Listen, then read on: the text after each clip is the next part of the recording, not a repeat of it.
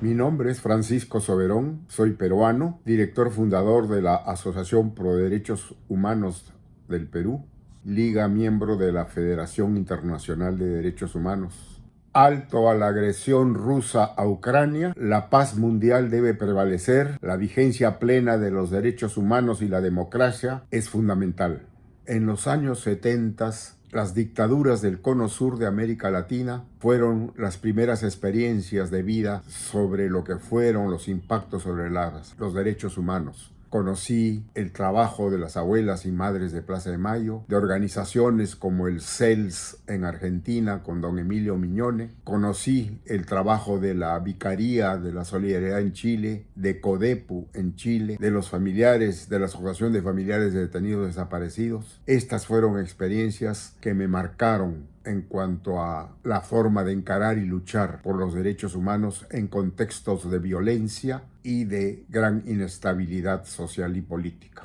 En 1980 se desató en el Perú un conflicto armado interno. Emergió el fenómeno de Sendero Luminoso, un grupo armado que se caracterizó por efectuar crímenes de terror, y la respuesta del Estado con una práctica generalizada y sistemática de violaciones a los derechos humanos basadas en la concepción estratégica de la doctrina de seguridad nacional, como en muchos países de América Latina. El escalamiento de este conflicto nos llevó a que en el año 1982 concibiéramos la creación de la Asociación Pro Derechos Humanos para acompañar a los familiares, a las víctimas sobrevivientes de este conflicto en su demanda de justicia, de verdad, en lucha contra la impunidad. Y ese fue el inicio de nuestro trabajo. Y ese es el trabajo que hemos venido desarrollando desde esos años 80. También acompañamos la articulación del movimiento de derechos humanos en el Perú.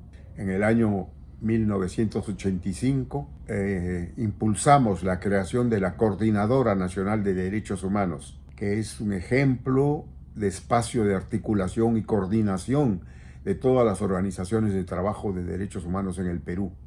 Actuar y luchar es la mejor forma de mantener la esperanza.